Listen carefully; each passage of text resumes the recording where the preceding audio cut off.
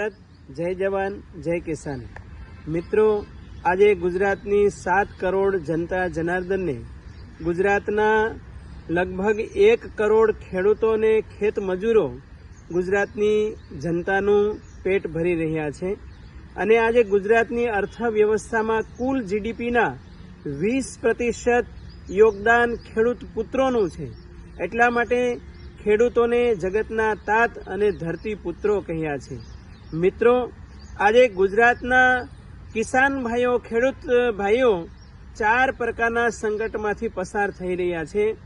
એક તો કરજાની એટલે દેવાની ચિંતા, બીજું મોંઘવારીની ચિંતા અને ત્રીજું મગફળી, કપાસ કે ડાંગરના ભાવ ઓછા મળે એની ચિંતા અને ચોથું સંસ્કૃતમાં કહ્યું છે કે ગંડસ્યો ઉપરી વિસ્ફોટક જાતઃ, અર્થાત ઘા ઉપર મીઠું ભભરાવે અને જે પીડા થાય એવી અસહનીય સ્થિતિ આજે ખેડૂતોની છે। ત્યારે ગુજરાતમાં માવઠાને લીધે એક ખેડૂતને લગભગ 8 લાખનું નુકસાન થયું છે। ત્યારે આવા સમયમાં આબરૂદાર અને પ્રતિષ્ઠાવાન ખેડૂતો પોતાના દીકરા દીકરીઓને સગાઈનો પ્રશ્ન કે લગ્નનો પ્રશ્ન આવે, ખર્ચા પહોંચી ન વળે અને ત્યારે આબરૂને ખાતર આત્મહત્યા કરવાનો વિચાર કરતો હોય છે।